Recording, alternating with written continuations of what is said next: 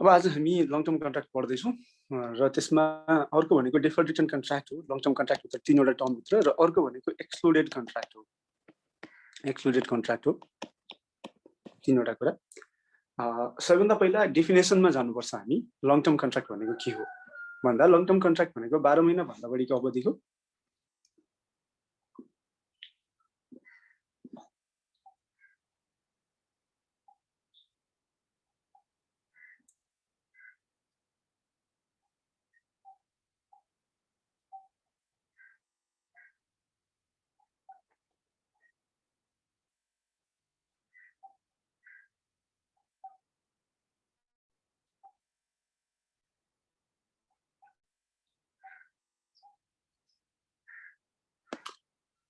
Long term contract भनेको चाहिँ दुईवटा कुरा भयो। सबभन्दा पहिला यसले बेसिक क्राइटेरिया फुलफिल गर्नुपर्छ। The term of contract shall be more than the term of contract shall be more than 12 months. more than 12 months 12 महिना भन्दा बढी अवधिको हुनुपर्छ। र यसमा दुईवटा कुरा छ। एउटा यो कन्ट्र्याक्ट केसँग रिलेटेड हुनुपर्छ भन्दा where it is a contract for it is a contract for manufacture, installation or construction. Manufacture, installation or construction, or in relation to each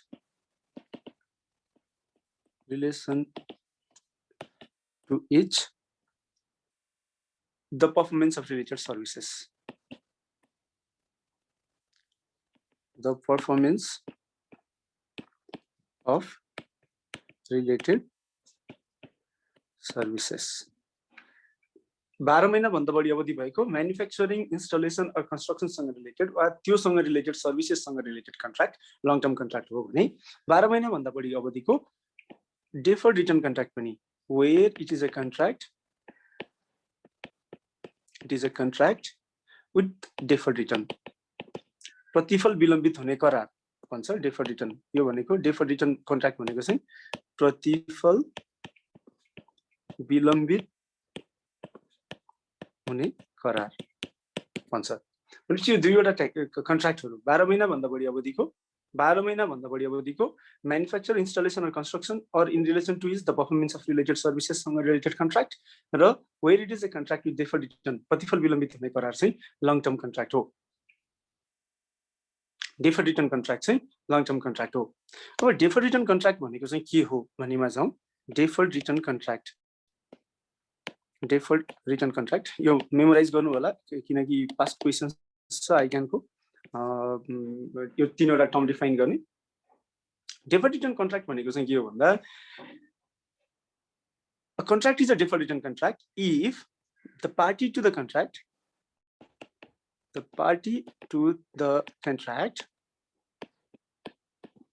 fails to show the matters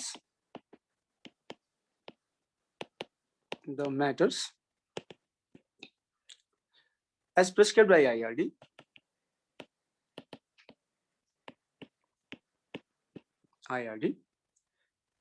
in relation to the estimated profit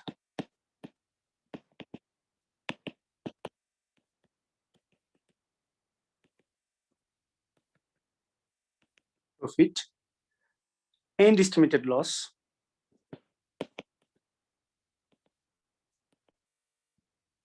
in every 6 months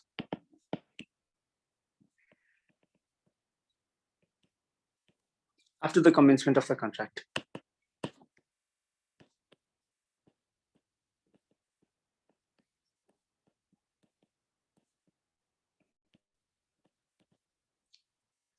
Deferred return contract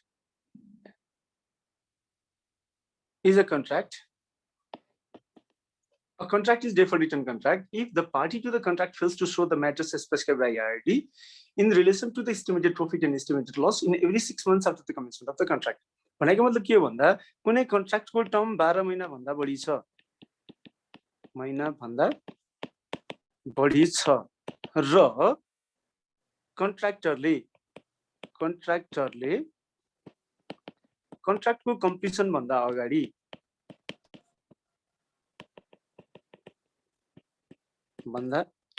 अगाडि return estimate गर्न सक्दैन भने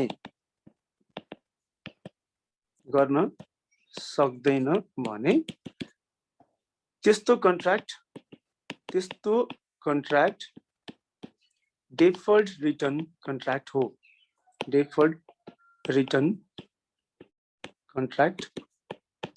त्यस्तो contract चाहिँ deferred return contract हो। कन्ट्र्याक्टको term 12 महिना भन्दा बढी छ र कन्ट्र्याक्टरले कन्ट्र्याक्टको कम्प्लिसन भन्दा अगाडि रिटर्न इस्टिमेट गर्न सक्दैन भने, रिटर्न भनेको मतलब प्रॉफिट लस इस्टिमेट गर्न सक्दैन भने त्यस्तो कन्ट्र्याक्ट डेफर्ड रिटर्न कन्ट्र्याक्ट हो। तपाईले डेफर्ड रिटर्न कन्ट्र्याक्ट हेर्नुभयो भने डेफर्ड रिटर्न कन्ट्र्याक्टमा दुईवटा कुरा आउँछ। डेफर्ड रिटर्न कन्ट्र्याक्टमा दुईवटा कुरा आउँछ। एउटा deferred return contract is treated as long term contract भनेको मतलब के हो भन्दा सेक्सन 26 अनुसार ट्याक्स इन्कम कम्प्युटेसन हुन्छ। ट्याक्स हैन, इन्कम कम्प्युटेसन हुन्छ। इन्कम कम्प्युटेसन हुन्छ। Is not treated as long term contract भनेको मतलब के भन्दा there are other provisions in tax law that governs tax treatment of these contracts.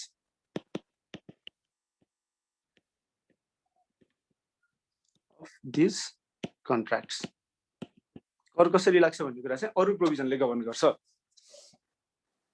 भनिसकेपछि treated as long term contract चाहिँ कुन हो भन्दा all deferred return contract other than excluded contract बाहेकका सबै deferred return contractहरु चाहिँ treated as long term contract हो। other than excluded contract treated as long term contract हो।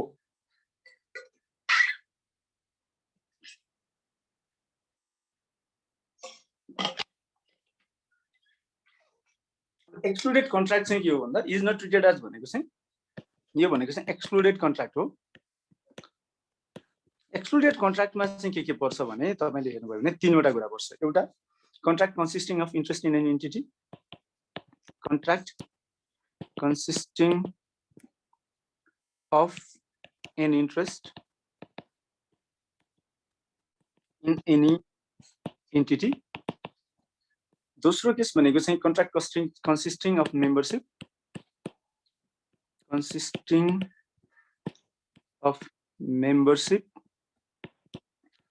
In retirement fund. र तेस्रो कुरा भनेको इन्भेस्टमेन्ट इन्सुरेन्स कन्ट्र्याक्ट। तपाईले यिनीहरुलाई हेर्नुभयो भने यी सबै कन्ट्र्याक्टहरु जति पनि छन् यो तीनवटै कन्ट्र्याक्टहरु 12 महिना भन्दा बढी अवधिको हो र जुन दिनमा कन्ट्र्याक्ट टर्मिनेट हुन्छ त्यो दिनमा मात्रै रिटर्न कति हुन्छ भन्ने कुरा थाहा हुन्छ। तर यिनीहरुको ट्याक्सेसन कसरी गभर्न हुन्छ भन्दा मेम्बरशिप इन रिटायरमेन्ट फन्ड छ भने अप्रुभ रिटायरमेन्ट फन्ड वा अनअप्रुभ रिटायरमेन्ट फन्ड के हो त्यसको आधारमा ट्याक्स लाग्छ। इन्भेस्टमेन्ट इन्सुरेन्स कन्ट्र्याक्ट छ भने गेनमा 5% ट्याक्स लाग्छ। त्यसपछि आएर contract consisting of an interest in an entity भनेको शेयरको कारोबारमा चाहिँ 5% वा 10% वा 25% कर लाग्छ वा 15% कर लाग्छ। भनेपछि this is what long term contract is. Long term कन्ट्र्याक्टको ओभरअल ओभरभ्यूमा तपाईहरुले छुटाउनै नहुने कुरा चाहिँ लङ टर्म कन्ट्र्याक्ट भनेको 12 महिना भन्दा बढीको म्यानुफ्याक्चर इन्स्टलेसन वा कन्स्ट्रक्सन सँग रिलेटेड कन्ट्र्याक्ट वा त्यो सँग रिलेटेड सर्भिसेस सँग रिलेटेड कन्ट्र्याक्ट हो एक नम्बर। दुई डेफर्ड रिटर्न कन्ट्र्याक्ट हो। डेफर्ड रिटर्न कन्ट्र्याक्टमा पनि तीनवटा डेफर्ड रिटर्न कन्ट्र्याक्ट चाहिँ लङ टर्म कन्ट्र्याक्ट भित्र पर्दैन। त्यो तीनवटा चाहिँ के हो भन्दा एक्सक्लुडेड कन्ट्र्याक्ट हो। भनिसकेपछि ओभरअलमा डेफर्ड रिटर्न के रे लङ टर्म कन्ट्र्याक्टको ओभरभ्यू थाहा भयो। लङ टर्म कन्ट्र्याक्ट हो भने if a contract satisfies the condition to be treated as long term contract, treated as long term contract if a contract satisfies the conditions to be treated as long-term contract, then the amount to be included or deducted in respect of such long-term contract shall be computed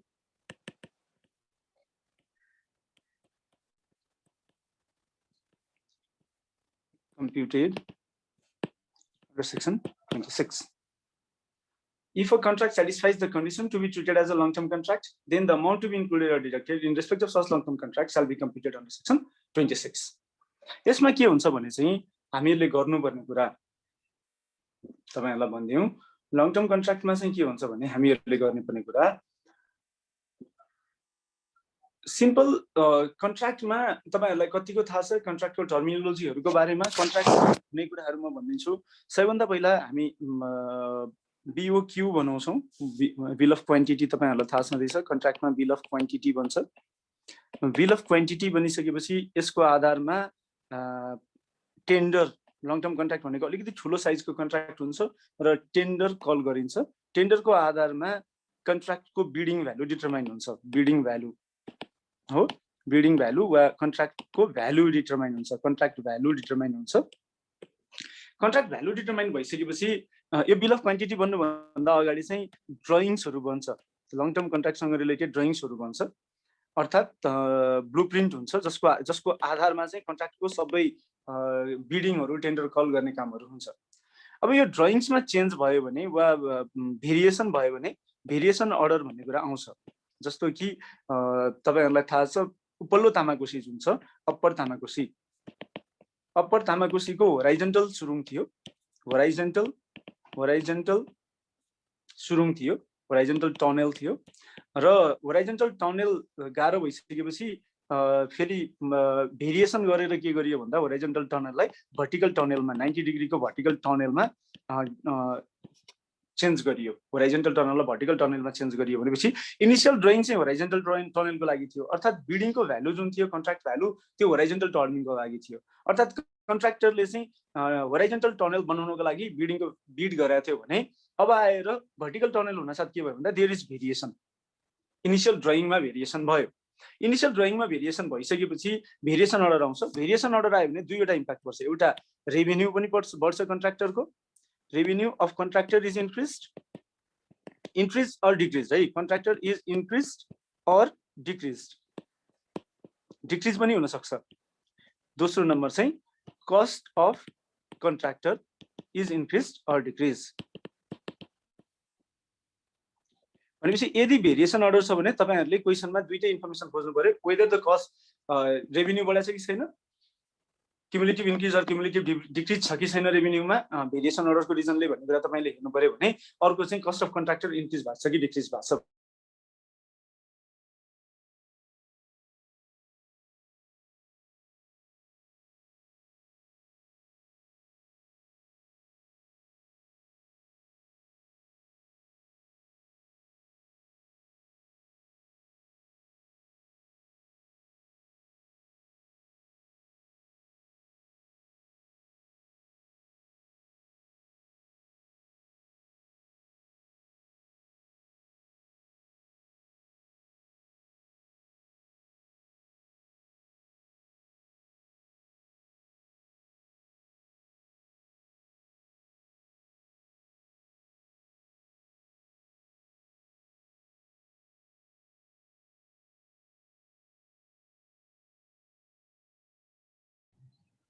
सरको audio गयो sir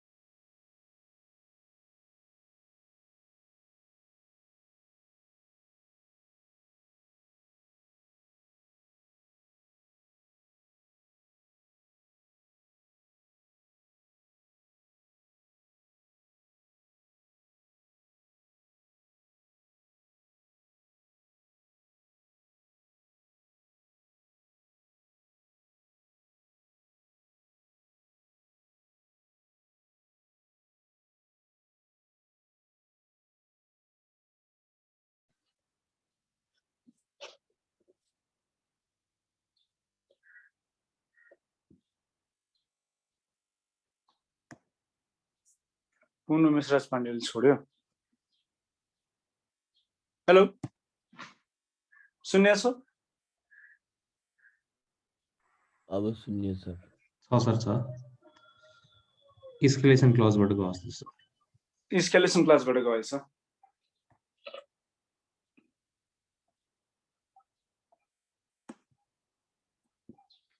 यस्तोमा बोल्नुपर्छ के? बोलाए पनि होला है। यति धेरैबाट गएछ कि?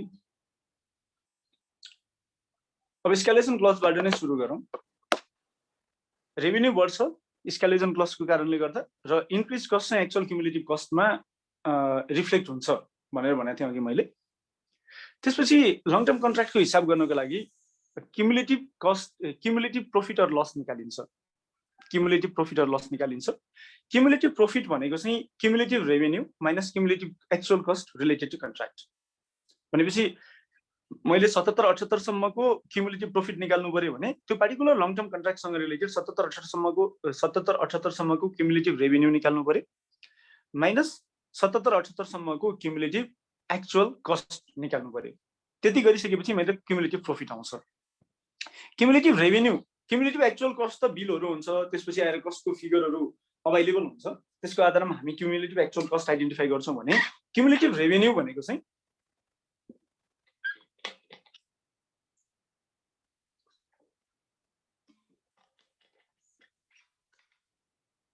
total revenue of the contract multiplied by percentage completion हो। क्युमुलेटिभ रेभिन्यू भनेको चाहिँ total revenue of the contract multiplied by percentage completion हो।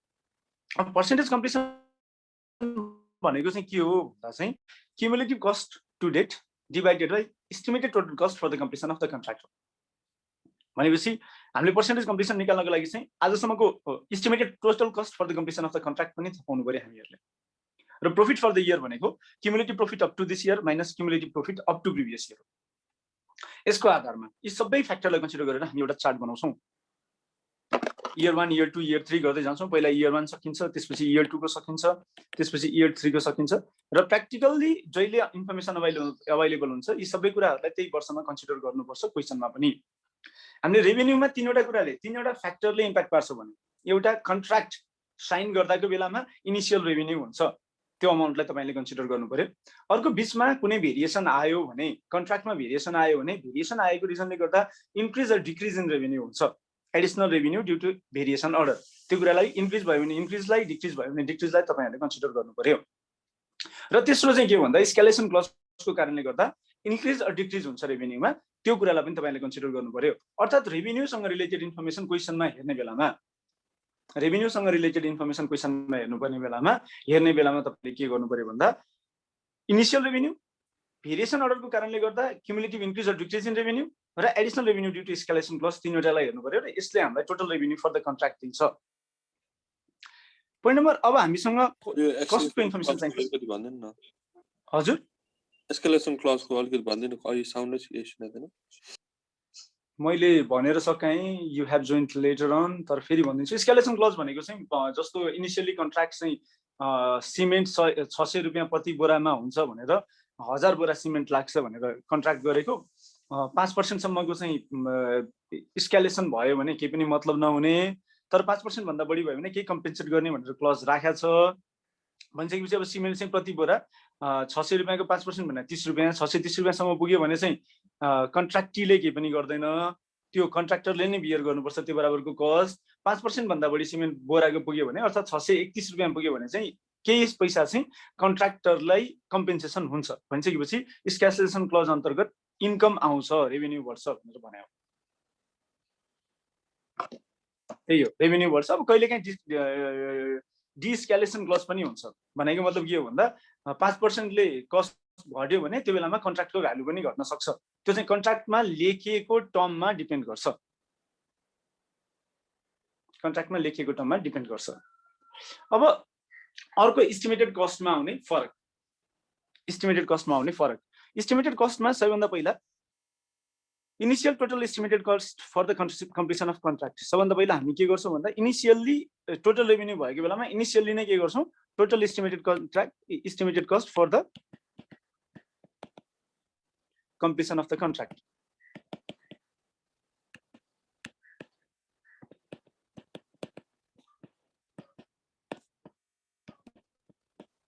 कन्ट्र्याक्ट पोइन्ट नम्बर एफ मा आयो increase in estimated cost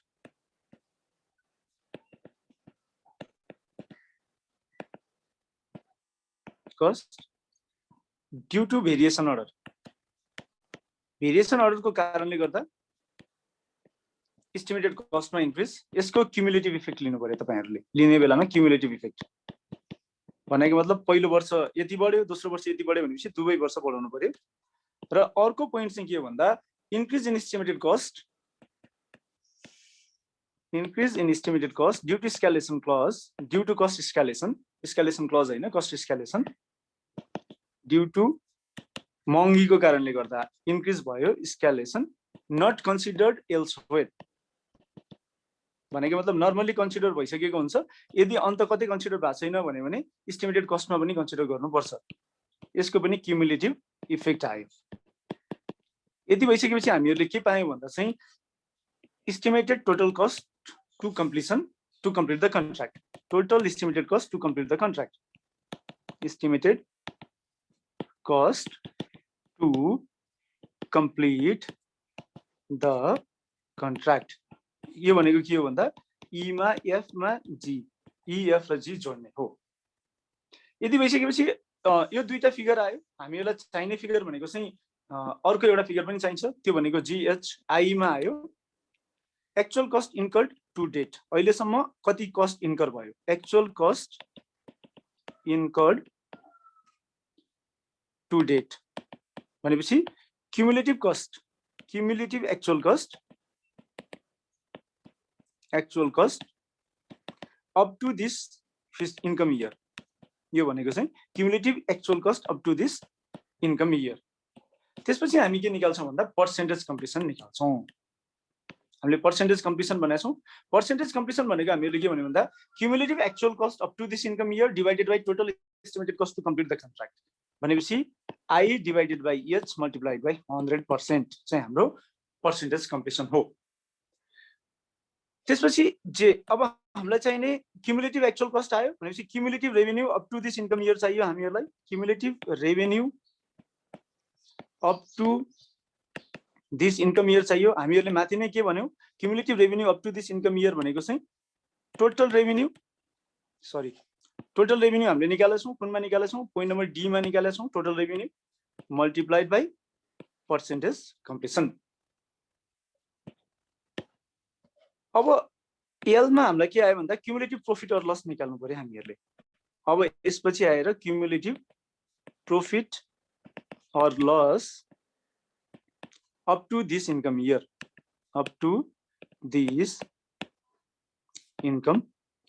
cumulative profit or loss up to this income year निकाल्नु पर्यो यो भनेको चाहिँ के हो भन्दा के माइनस आई हो cumulative revenue up to this income year minus cumulative cost up to this income year finally लास्टमा हामी के गर्छौं भन्दा अर्को एउटा पोइन्ट राख्छौं cumulative profit or loss up to previous income year यो हामी आइडेन्टिफाई गर्छौं र एन नम्बरमा गएर profit or loss from long term contract for this year निकाल्छौं यो भनेको के हो भन्दा यो वर्षसम्मको क्युमुलेटिभ प्रॉफिट माइनस अघिल्लो वर्षसम्मको क्युमुलेटिभ प्रॉफिट एउटैमा चाहिने होला तपाईहरुलाई हैन देखिन्छ एकछिन देखिन्छ होला यतिको एकछिन सार्नु होला यसलाई त्यसपछि हामी एउटा क्वेशन शेयर गर्छौं 2 मिनेट सार्नलाई दिएँ मैले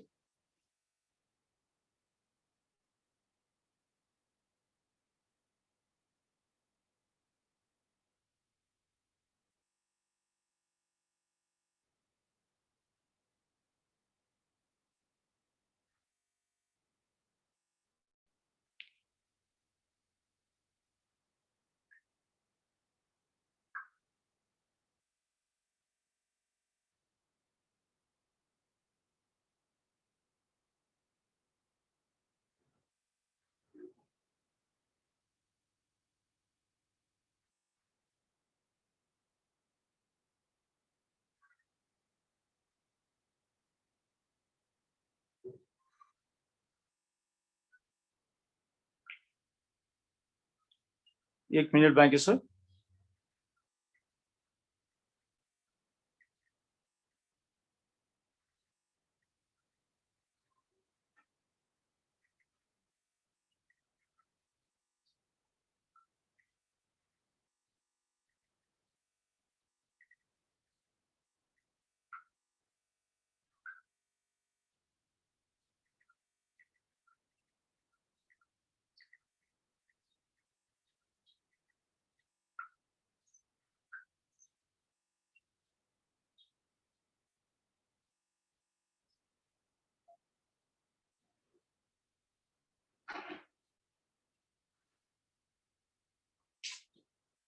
के भयो?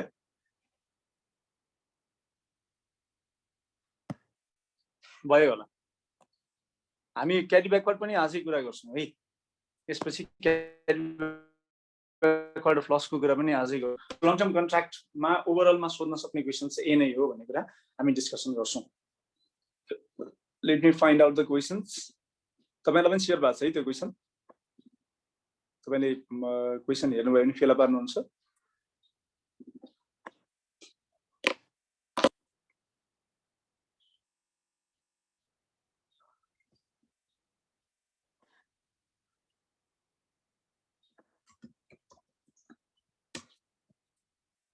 long-term contract.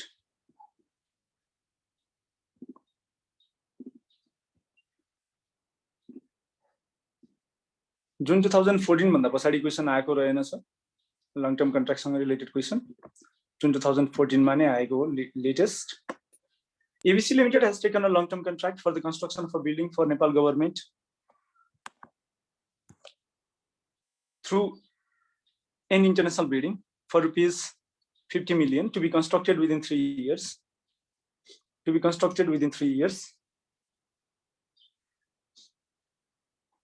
Commencing from year 2067-68. The company has recognized a profit of rupees 500,000 from the contract during the year 67-68 and 200,000 during 68-69. At that time, but during the final year, accounts showed net loss of rupees 800,000. The company seeks permission from IRD to carry back the loss and to recognize the net loss. By stating the relevant provision mentioned under section 20 subsection 4 of the Act, suggest whether the loss can be carried back. Will you answer differ if ABC Limited has taken the contract not through international bidding?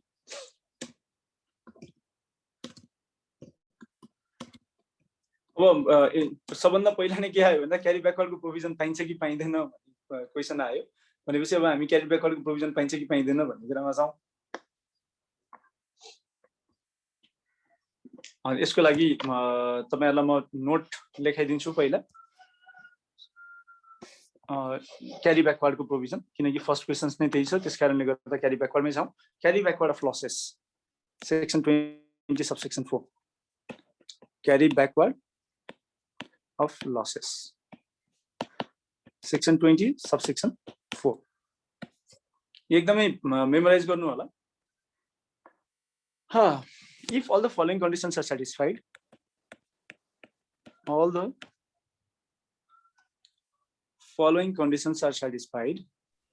Sir, you word नै spring के भयो यार म पुरै बुझ्दिन हो। Okay. If all the following conditions are satisfied,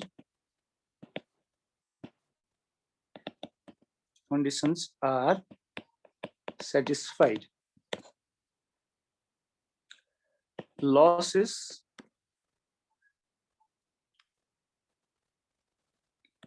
can be carried back to be set off from income of previous income years. Carry backward भनेको carry forward भनेको चाहिँ यो वर्षको लसलाई नेक्स्ट इयरहरुको प्रॉफिटबाट सेट अफ गर्ने हो भने क्यारी ब्याकवर्ड भनेको चाहिँ प्रिभियस इन्कम इयरको लसबाट इन्कम इयरको प्रॉफिटबाट सेट अफ गर्ने भनेपछि पहिला ट्याक्स तिरिसकेको छ त्योबाट सेट अफ गर्ने। Point number 1 loss shall be incurred shall be incurred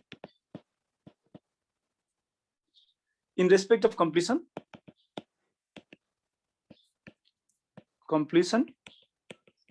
or otherwise disposal of long-term contract.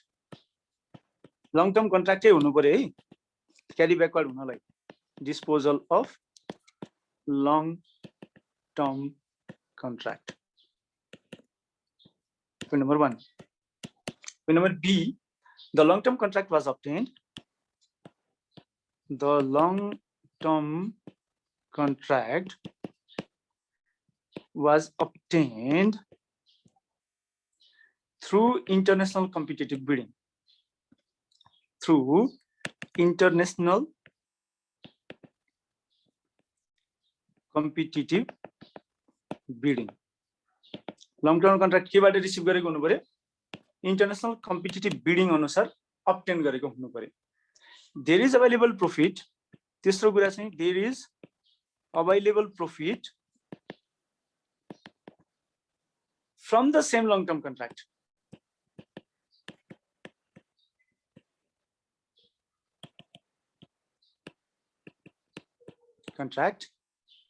In previous income year. In previous income year, two set of such losses. त्यही कन्ट्र्याक्टबाट मात्रै गर्न पाइन्छ अर्को कन्ट्र्याक्टको इन्कमबाट set off गर्न पाइदैन त्यही long term contract हुनुपर्छ same long term contract हुनुपर्छ र number D there is IRD's return notice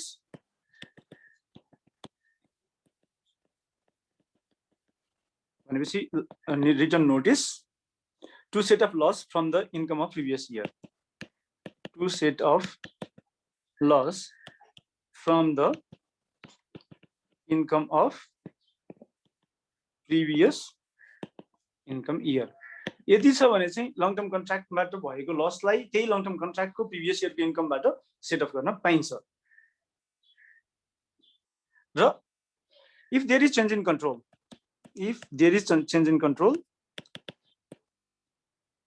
in control before the completion of contract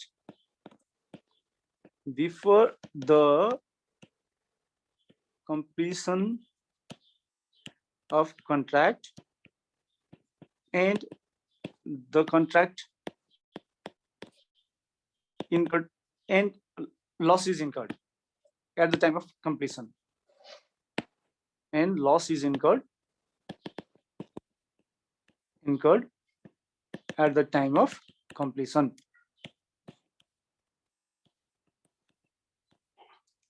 Such loss cannot be carried backward. यो अस्ति पनि हामीले कुरा गरिसक्यौं carried backward for set of against income before change in control. भनेपछि अर्को कुरा के हेर्नु पर्यो लङ टर्म कन्ट्र्याक्टको क्यारी ब्याकवर्डमा भने लसको क्यारी ब्याकवर्डमा भने चेन्ज इन कन्ट्रोल छ कि छैन बिचमा हेर्नु पर्यो चेन्ज इन कन्ट्रोल छ भने चेन्ज इन कन्ट्रोल भन्दा पछिल्लो अवधिमा भएको लसलाई चेन्ज इन कन्ट्रोल भन्दा अघिल्लो अवधिमा भएको इन्कमबाट सेट अफ गर्न पाइँदैन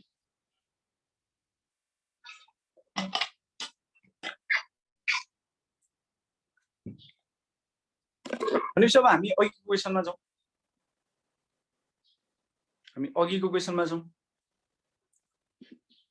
क्वेसनमा तपाईले के बुझ्नु पर्यो भन्दा अघिको क्वेसनमा के छ भन्दा म यहाँ सर्ट लेखिदिन्छु स्क्रिनमा तपाईले आन्सर लेख्न सक्नुहुन्छ सबैभन्दा पहिला यसमा के छ भन्दा चाहिँ कन्ट्र्याक्ट सबैभन्दा पहिला हेर्नुपर्ने कुरा चाहिँ के छ भने हामी सिम्पल हेरौँ सबैभन्दा पहिला चाहिँ लस कहिले इन्कर भयो हामीसँग चारवटा कन्डिसन छ लस इन्कर्ड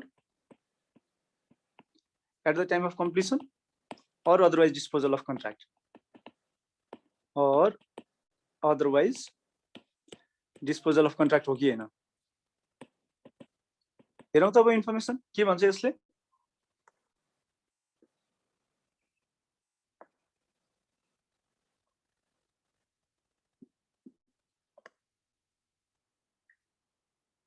के भयो ह्याङ भएको फेरि हेलो न सर सुनिरहेको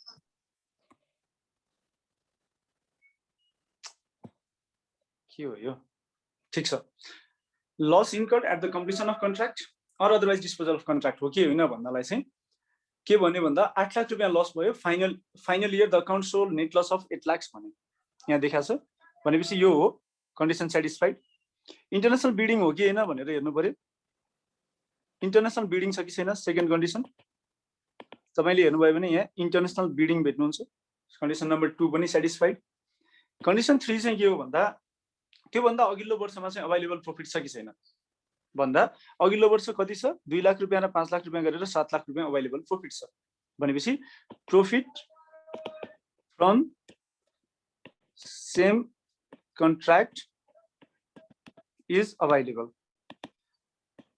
फर्स्ट सेट अफ र चौथो नम्बर पोइन्टमा के हो भन्दा आईआरडीएस को रिटर्न पर्मिसन छ कि छैन आईआरडीएस रिटर्न पर्मिसन पनि छ भनिसकेपछि the loss can be set off from profit of previous income year loss can be set off from profit of previous income year भन्ने कुरा हामीहरूले बुझ्यौँ यदि बुझिसकेपछि तेस्रो कुरा सक्यो यति एन्सर लेख्ने हो यो चारवटा कन्डिसन लेख्ने हो लस सेट अफ हुन सक्छ भनेर लेख्ने हो त्यो भन्दा धेरै लेख्नु परेन त्यसपछि अर्को कुरा चाहिँ के आयो भन्दा will your answer be different if ABC has taken the contract not through international competitive bidding भन्दा yes there could not be any carry backward of losses. Yes, there could not be any carry backward of losses. भन्ने कुरा तपाईले बुझ्नु पर्यो किनकि international यो मात्रै लसको क्यारी backward पाइन्छ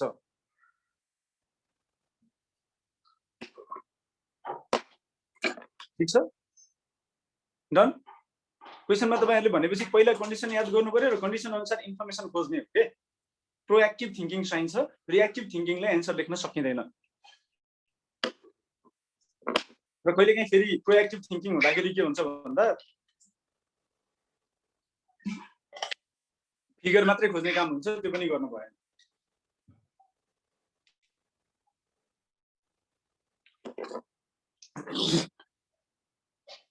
सकियो है लङ टर्म कन्ट्र्याक्टको एउटा पार्ट सकियो ओके हामी अर्को क्वेशनमा लाग्छौं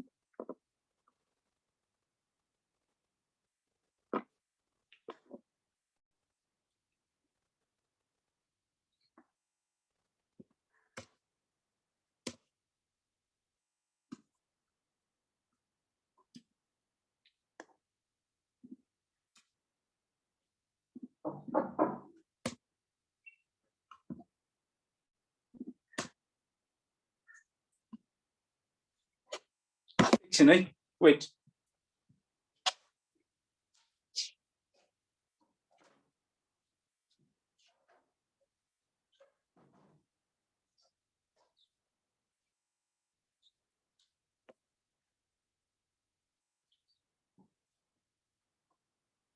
के हो यो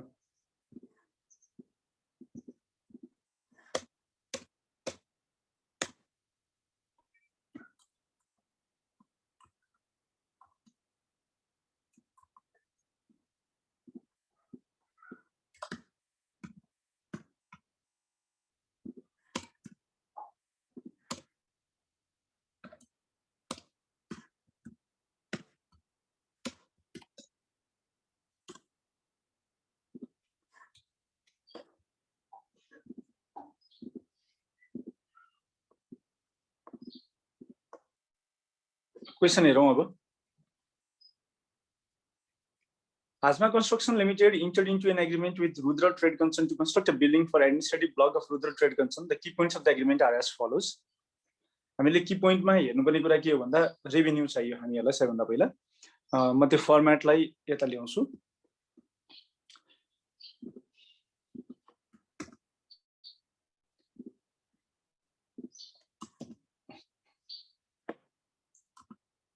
हुँदैन रहेछ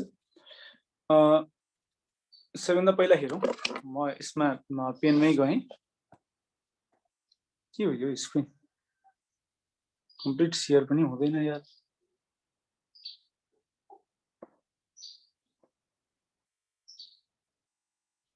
स्टेप बढाइदिनु के हो 40% नभने काम छैन ओके 130 मा ठीक छ Hasma Construction Company Limited entered into an agreement with Rudra Trade Concern to construct a building for the administrative block of Rudra Trade Concern. The key points of the agreement are as follows. Contract price is fixed at 15 lakhs. Initial contract price 15 lakh भयो. Expected period of contract is 3 years. As per the provision for escalation, if the cost of materials and wages go high at the end of each year by 10% of the level at the commencement of contract, the remaining contract value will remain unchanged. But if the price goes higher than 10%, the remaining contract price will increase by 5%. The contract at the outset, I'd estimate the total contract cost at rupees 12 lakhs. Estimated total cost to completion of the contract 12 lakh रुपैयाँ हो. हामीसँग यहाँ यो बीचमा के छ भन्दा escalation clause छ. Escalation clause ले के भन्यो भन्दा 10% भन्दा बढी भयो भने remaining contract price चाहिँ 5% ले increase हुन्छ भनेर भन्यो. 10% भन्दा बढी भयो भने remaining contract price 5% ले increase हुन्छ भने construction श्रावण 1 2066 मा सुरु भयो. यसले physical proportion of the work completed भनेको छ 30, 65 र 100%. तर हामीहरूले के भन्यो भन्दा तपाईले के बुझ्नुपर्छ भन्दा physical proportion of the work कम्प्लिटेडबाट चाहिँ हामीहरूले पर्सेन्टेज कम्प्लिसन निकाल्न सक्दैनौँ. अर्थात् दिस पर्सेन्टेज कम्प्लिसन यो जुन पर्सेन्टेज कम्प्लिसनको इन्फर्मेसन छ हाम्रो यो ट्याक्स कम्पिटिसनको लागि चाहिँ रिडन्डेन्ट हो. त्यसलाई हामीले युज गर्न मिल्दैन. हामीले के गर्नुपर्छ भन्दा total cost divided by estimated total cost to completion गरेर पर्सेन्टेज कम्प्लिसन निकाल्नुपर्छ. यो आधारमा पर्सेन्टेज कम्प्लिसन निकाल्न पाइँदैन. The market price of material and wages increase by 7% of the original at the end of first year. पहिलो वर्ष चाहिँ 5% मात्रै बढ्यो र दोस्रो वर्ष पुग्दा 14% बढ्यो. भनेपछि स्केलेसन क्लज कहिले लागू भयो भन्दा तेस्रो वर्षको रेभिन्यूको सन्दर्भमा मात्रै लागू भयो. The actual cost during its financial year was as follows. यो एक्चुअल कस्ट तीनटा इन्फर्मेसन भयो र हामीले गेन निकाल्नु पर्यो.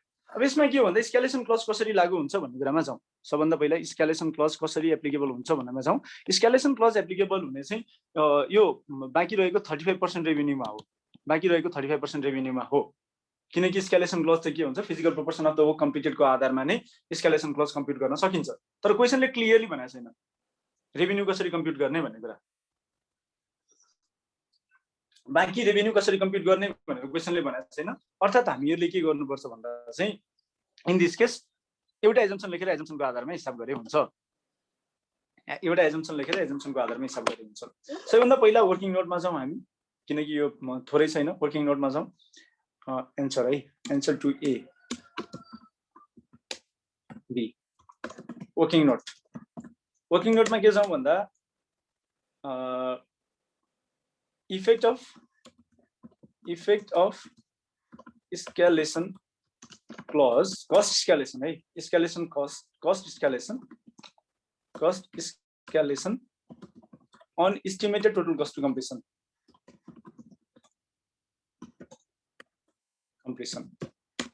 सबभन्दा पहिला cost escalation को effect estimated total cost to completion मा के आउँछ हेरौँ. पहिला 12 लाख थियो. त्यसपछि market price of material and wages increased by 7% of the original at the end of first year. Material and wages त्यो बाहेक त अरु कस्ट हुँदैन भनेपछि सबै कस्ट यही नै हो. निश्चित फर्स्ट इयरमा 7% भनेपछि बाँकी मा पनि 7% बढ्यो भनेर हेर्नु पर्यो.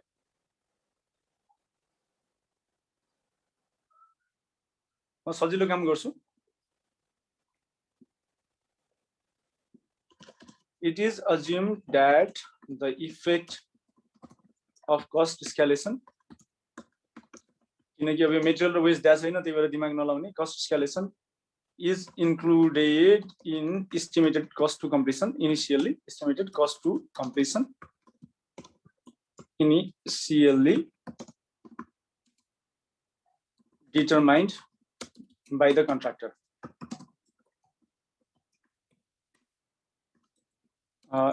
Effect of escalation clause on revenue of third year.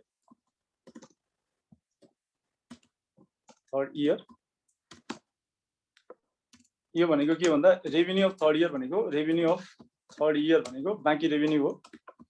यो भनेको कति हो भने 35% of 15 lakhs हो. रुपीस 15 lakhs हो. रुपीस 15 lakhs कति आयो 35% अफ रुपिस 15 लाख भनेपछि 15 त्यहाँ 45 15 पंच 75 4,50,000 र 75,000 5,25,000 आउँछ होला।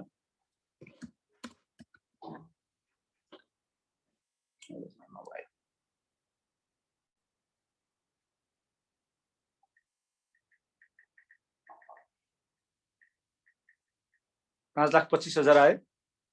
त्यसपछि स्केलेसन क्लजले के भन्छ भन्दा remaining contract price will increase by 5% भनेको छ। स्केलेसन एट द रेट 5% भनेपछि कति भयो 5,25,000 को 5% आयो।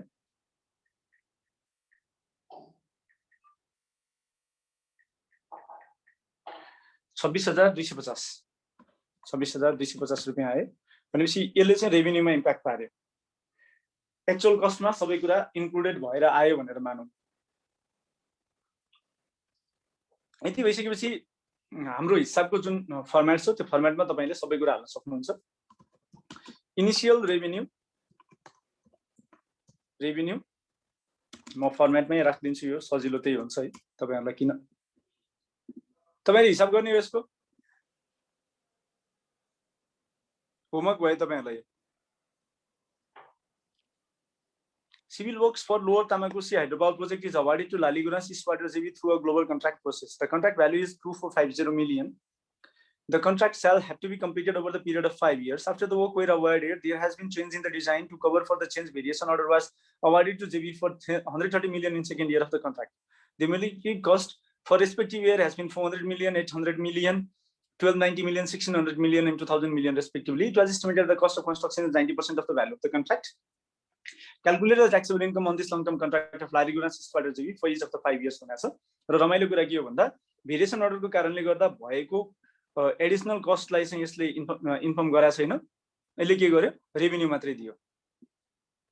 यहाँ पनि एउटा एरर चाहिँ छ। माथिको क्वेशनमा जसरी स्केलेसन कस्ट स्केलेसनको कारणले गर्दा एस्टिमेटेड कस्टमा कसरी क्याल्कुलेट गर्ने भन्ने कुरा छुटाएको थियो, त्यस्तै गरी यो क्वेशनमा पनि के गर्यो भन्दा भेरिएसन अर्डरको कारणले गर्दा कस्ट स्केलेसनमा के अरे एडिशनल कस्ट एस्टिमेटेड कस्टमा पर्न सक्ने प्रभावलाई चाहिँ यसले क्लियरली भनेन। पर्सेन्टेजको आधारमा हेर्न पनि सकिन्छ। 2450 130 डिवाइडेड बाइ 2450 को आधारमा तपाईले okay 90% of the value of contract sorry रहेछ 90% of the value of contract भनेको छ 130 को 90% लाई तपाईले एडिशनल कस्टमा कन्सिडर गर्न सक्नुहुन्छ। यो पनि एकचोटी हिसाब गर्नु होला र मलाई होमवर्क पठाउनु होला। भोलिको लागि होमवर्क भयो यो। जनरल कन्स्ट्रक्सन कम्पनी भनेर यस्तै क्वेशनहरु छन्, सबै लगभग एउटै क्वेशन हो। तपाईले हेर्नुभयो भने क्वेशन्समा खासै फरक छैन। क्वेशन नम्बर 364 363 362 264 263 262 261 कति नम्बरको क्वेशन छ तपाईहरुसँग क्वेशन छ, एन्सर गरेर पठाउनु होला। र आएन भने हामी पछि डिस्कसन गर्न सक्छौं। मेम्बरशिप वालाले चाहिँ गरेर पठाइहाल्नुहोस्, आएन भने भोलि डिस्कसन गर्छौं हामी।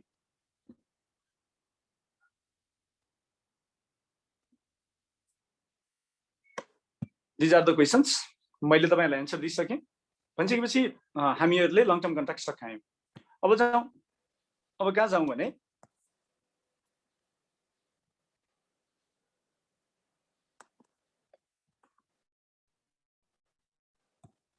लङ टर्म कन्ट्र्याक्ट पछि सेकेन्ड पार्ट, हाम्रो सेकेन्ड पार्ट हो सेक्सन 32। हामीले पढ्न बाँकी छ सेक्सन 32 अर्थात फाइनान्स लिज,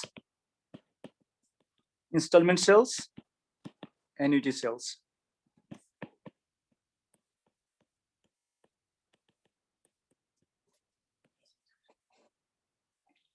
भयो भने ट्याक्सको ट्रिटमेन्ट के हुन्छ?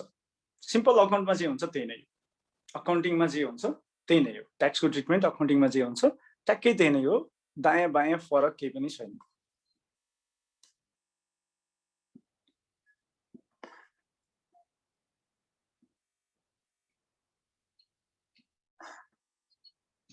अब यदि कसैले for example if you buy an asset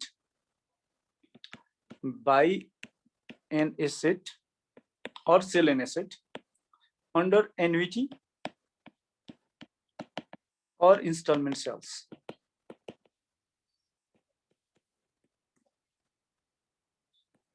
यसमा buyer is deemed to be the owner of asset asset भने भन्नासाथ के भयो भन्दा चाहिँ के गर्नु पर्यो भन्दा सेलरले अकाउन्टिङ एन्ट्री पास गर्नु पर्यो ट्याक्स पर्पसको लागि receivable account debit bank account debit bank account debit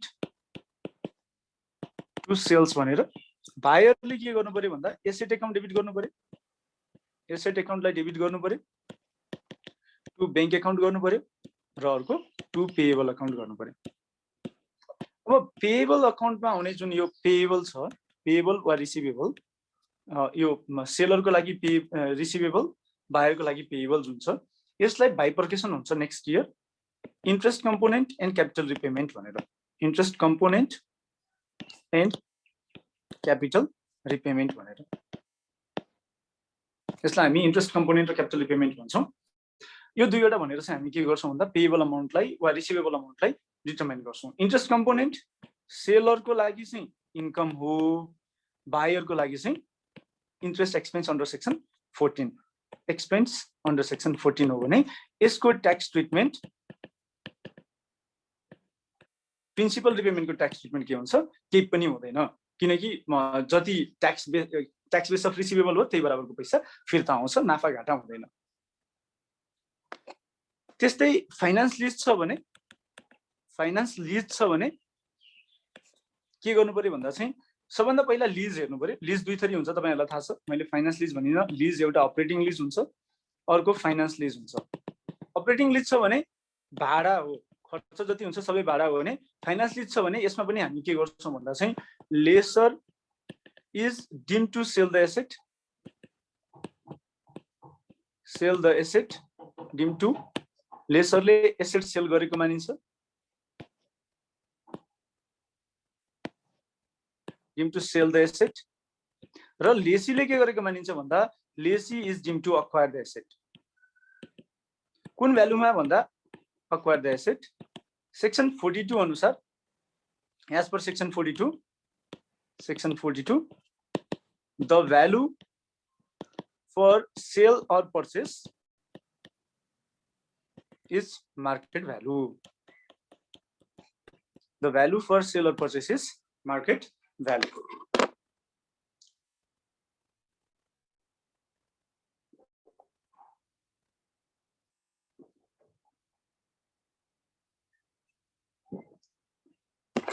As per section 42, the value for sale or purchase is market value. भनिसकेपछि अब के गर्नु पर्यो भन्दा at the onset of lease at the onset of finance lease the lessor must provide a repayment schedule.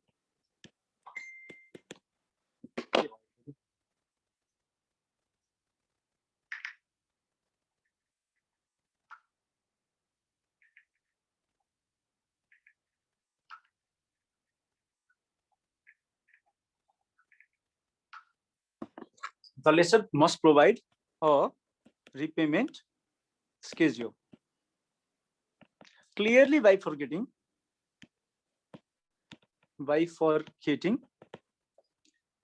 principal component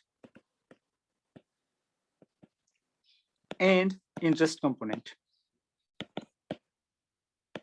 भनेपछि lease पेमेन्टलाई के गर्नु पर्यो भन्दा जुन लिज पेमेन्ट हुन्छ अपरेटिङ लिज अन्तर्गत लिज पेमेन्ट भाडा हो सेक्सन 13 अनुसार क्लेम हुन्छ भने lease payment under finance lease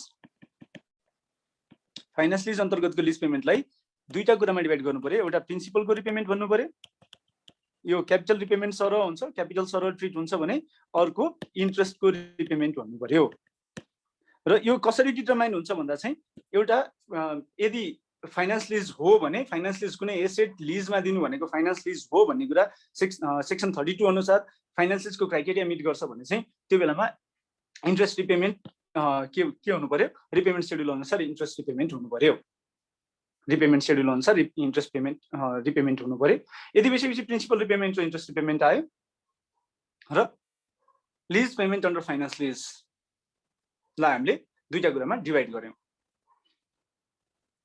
र मार्केट भ्यालुमा जान्छ भनेर कुरा गर्यौं भनेपछि मार्केट भ्यालु इन्ट्रेस्ट भनेको के भयो अब interest equals to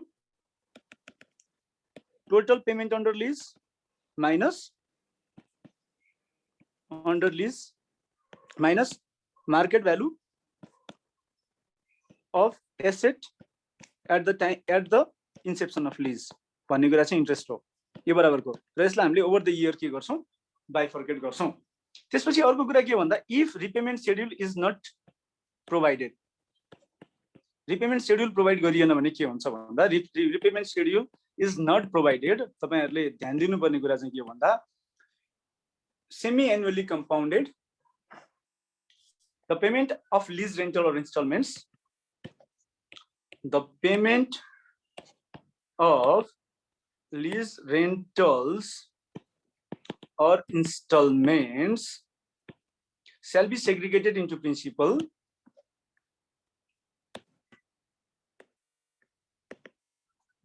and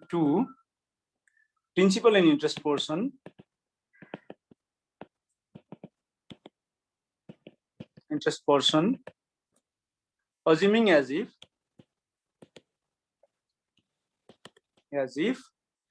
the interest on annuity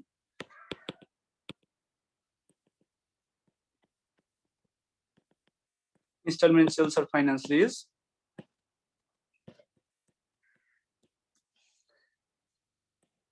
lease is compounded semi-annually. भनेपछि तपाईले सेमी एनुअल आईआरआर निकाल्नु पर्यो जसको आधारमा चाहिँ प्रिन्सिपल र इन्ट्रेस्ट पर्सनलाई छुट्याउनु पर्यो र there shall be no change यो निक्लिसकेपछि चाहिँ चेन्ज हुँदैन भनेर मान्नु पर्यो there shall be no change in the interest rate over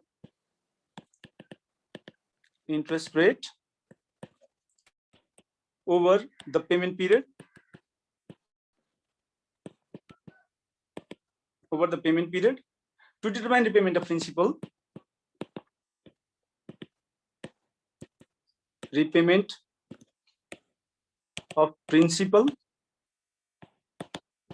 and interest from total payments lessor को obligation यही नहीं हो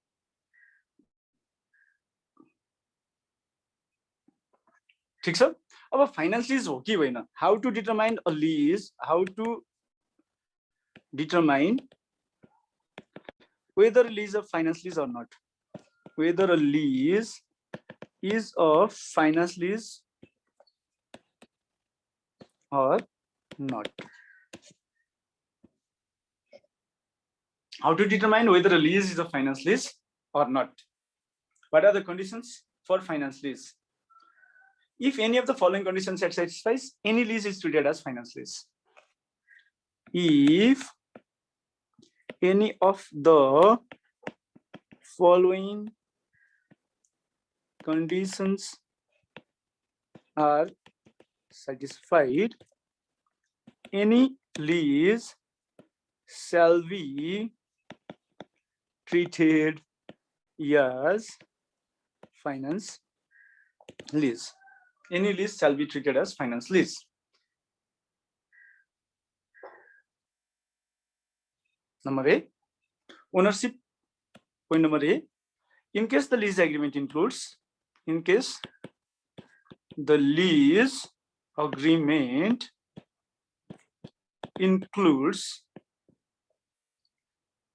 a clause that the ownership of the asset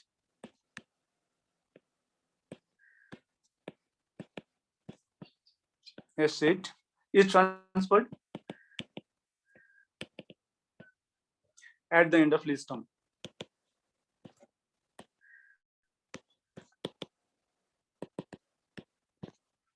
Point number B. The lessee ownership asset को ownership lease term मा transfer हुन्छ भन्ने clause छ भने सकियो त्यो finance lease हो. Number 2, the lessee has the option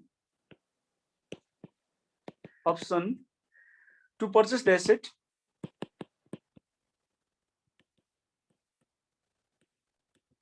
at predetermined a fixed price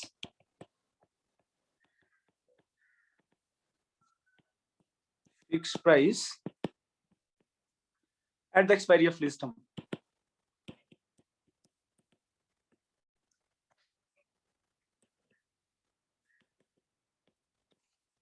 Point number C. The term of lease is more than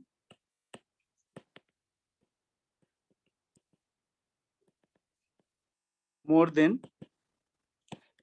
75% of the useful life of asset. यसको अर्थ के हो भन्दा चाहिँ for example building has useful life of 40 years. Life of 40 years. And if it is leased out for more than 30 years, the lease is finance lease.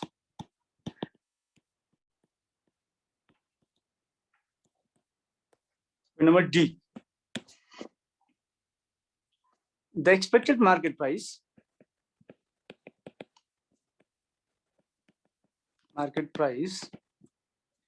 at the end of lease term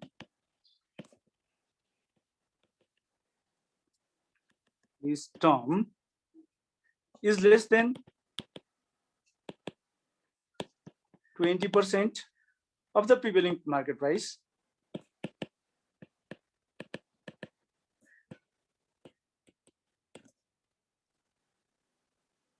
of the market price prevailing, of the market price prevailing at the inception of the lease. यो भनेको के हो भन्दा at the inception of the lease. For example,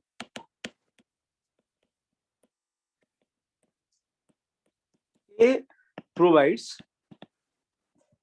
luxury cars on hire to higher status people. The average ownership of car to A is 3 years. Sorry, hey, 3 वर्ष छ. Sorry, equation अलिकति बिग्रेछ थोरै. यसलाई हटाएँ मैले. Status people. The car is provided for 3 years, after which a new car is provided. A provides luxury cars on hire to higher status people. The car is provided for 3 years, after which a new car is provided. The estimated market price at the end of 3 years,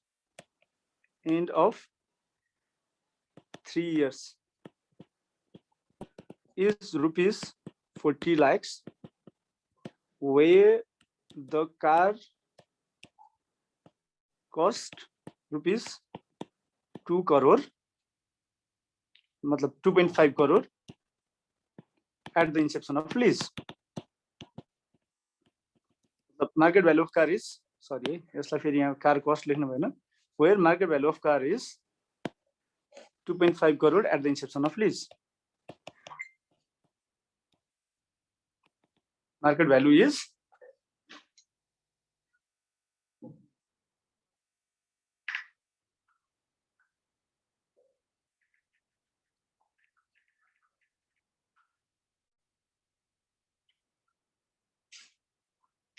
at the inception of lease. The useful life of car is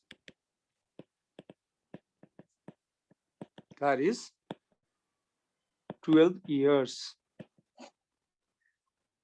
यो केसमा के हो भन्दा ownership transfer हुने clause पनि छैन, प्रिडिटरमाइन्ड वा fix प्राइसमा किन्ने क्लज पनि छैन, र त्यसपछि 75% of useful life of asset पनि युज हुँदैन.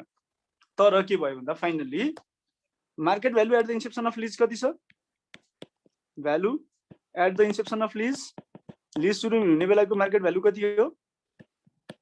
2.5 करोड. 20% of market value कति हुन्छ 50 lakhs हुन्छ market value at the end of lease कति छ 40 lakhs छ भनेपछि लिज सकिने बेलामा 40 लाख मार्केट भ्यालु भइसकेपछि market value at the end of lease is less than 20% of market value at the inception of lease. Therefore, the lease is a finance lease. Is a finance lease. सक्यो अब अर्को छ point number D E. In case lease rent, in case of lease that begins before the last 25% of the useful life of the asset. Life of the asset. The present value of lease payment, value of lease payment discounted at general interest rate. Rate is 90% or more of the market value of asset prevailing at the inception of the lease term. In case of lease that begins before the last 25% of the useful life of the asset, भनेपछि यो केसमा चाहिँ यो clause for this clause to be effective तपाईले के हेर्नु पर्यो भन्दा first you need to check whether the lease begins before the last 25% of the useful life of the asset. सबभन्दा पहिला तपाईले चेक गर्नुपर्ने कुरा के भन्दा whether the lease begins before the last 25% of the useful life of the asset. If the lease does not begins in the last 25% of the useful life of the asset, त्यो बेलामा यो clause effective हुँदैन. यति भइसकेपछि दोस्रो कुरामा के गर्नु पर्यो भन्दा PV 15% डिस्काउन्ट फ्याक्टर लिएर PV अफ लीज पेमेन्ट निकाल्नु पर्यो तपाईले. दोस्रो केसमा PV अफ लीज पेमेन्ट. 3 मा market value of leased asset at the time of inception of lease निकाल्नु पर्यो. लीज सुरु भएको बेलामा मार्केट भ्यालु कति थियो निकाल्नु पर्यो. त्यसपछि चौथो नम्बर पोइन्टमा तपाईले के गर्नु पर्यो भने 3 को रिजल्टलाई 90% ले मल्टिप्लाई गर्नु पर्यो. के भने अब यसले गर्ने र पाँचौं नम्बरमा के गर्ने भन्दा कम्पेयर 2 and 4. त्यसपछि छैटौं नम्बरमा के आउँछ कन्क्लुजन आउँछ. कन्क्लुजन के हो if result of 4 is greater than or equal to result of 2, then it is finance lease. Third स्टेपमा तपाईले यो पार्टिकुलर कुरामा चाहिँ फाइनान्स लिज हो कि होइन डिटरमाइन गर्न सक्नुहुन्छ. यस्तो क्वेशन सोधा छैन, सोध्न पनि सक्छ. र एफ नम्बर पोइन्ट सिम्पल छ. यो चाहिँ the lease assets are of such specialized nature that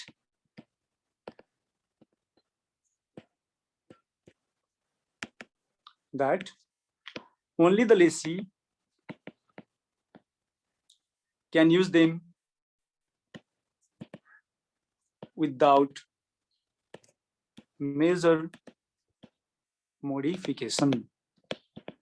यो 6 वटा मध्ये कुनै एउटा कन्डिसन सेटिस्फाई भयो भने त्यो फाइनान्स लिज हो र फाइनान्स लिज भयो भने चाहिँ तपाईले के गर्नु पर्यो टोटल पेमेन्टलाई इन्ट्रेस्ट र प्रिन्सिपलमा सेग्रिगेट गर्नु पर्यो टोटल पेमेन्टलाई इन्ट्रेस्ट र प्रिन्सिपलमा सेग्रिगेट गर्नु पर्यो फाइनान्स लिजको केही क्वेशन होला के छ क्वेशन सर त्यो प्रेजेन्ट भ्यालु चाहिँ मार्केट भ्यालु भन्दा ग्रेटर हुनुपर्ने हैन मैले के गरेँ मार्केट भ्यालुलाई चाहिँ ग्रेटर गर्नु पर्छ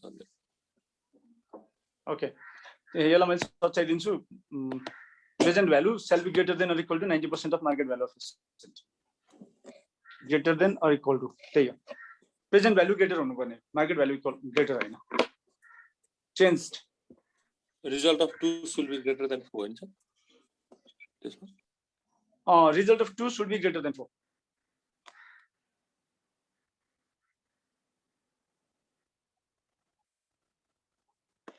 फाइनान्स लिज फर्स्ट क्वेशन्स के छ हेरौँ यसमा ओके स्क्रिन आछ है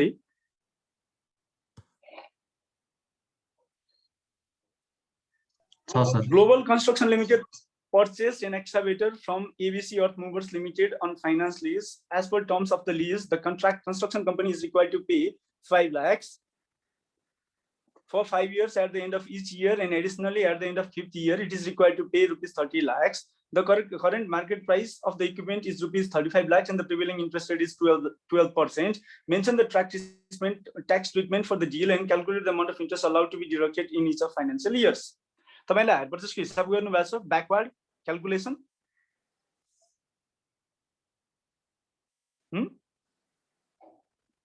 छ सर त्यो अनुसार यो हिसाब गर्नु पर्यो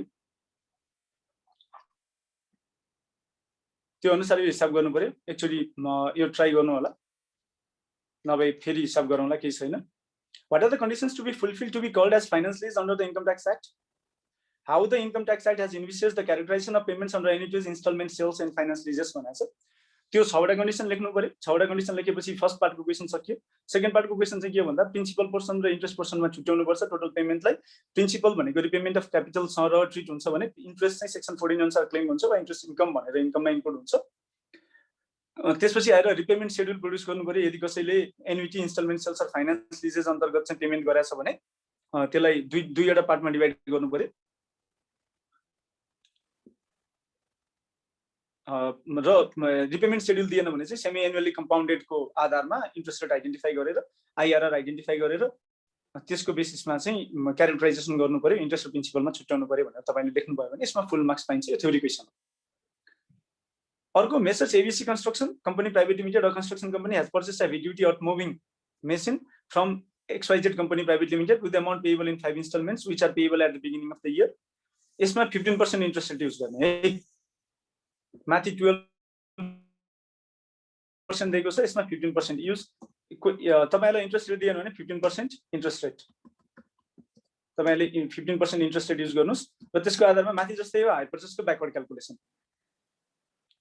अर्को क्वेशन छ what are the conditions needed to meet definition of finance lease र त्यसपछि what are the conditions that need to be satisfied while treating a financial transaction as finance lease under the income tax act 2058 भनेपछि यसमा आएको question भनेको यति हो CAT 3 मा CA मेम्बरशिपमा आएको क्वेशन भनेको यति हो सरी क्याट 3 मा सीए फाइनलमा आएको क्वेशन भनेको यति हो र एउटै क्वेशन दुईचोटी सोधे रहेछ आयो भने त्यही क्वेशन दोहोरिन्छ जस्तो लाग्छ मलाई चाहिँ किनकि आई क्यान क्वेशन बनाउन अल्छी मान्छन्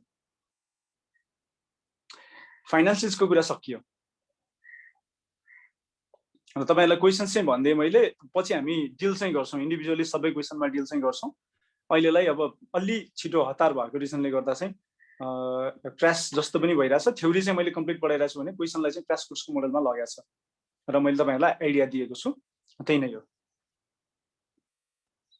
के छ अरु question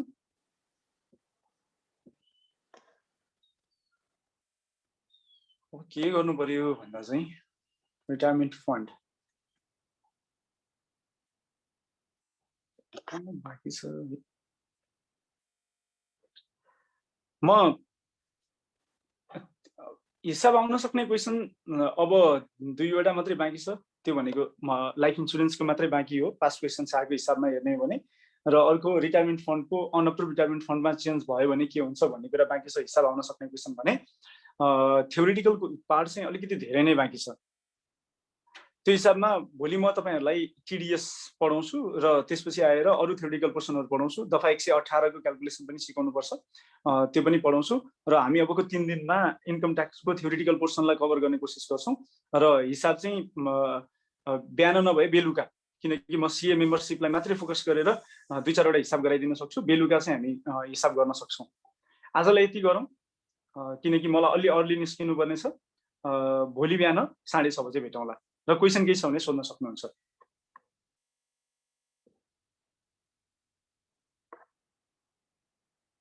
If you have got any questions, please ask the question.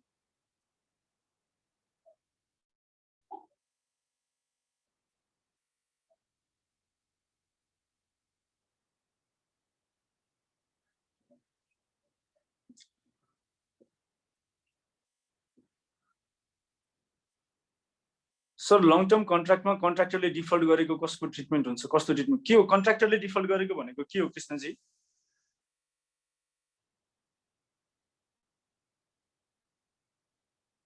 कन्ट्र्याक्टरले default गर्ने भनेको चाहिँ कस्तो केस हो मैले कुरा बुझिन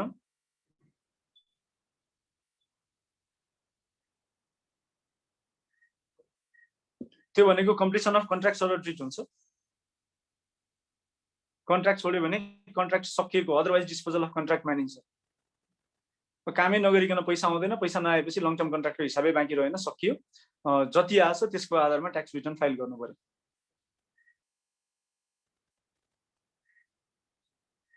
कन्ट्र्याक्ट छोड्दा पनि कन्ट्र्याक्ट टर्मिनेसनको क्लज अन्तर्गत नै छोड्नु पर्यो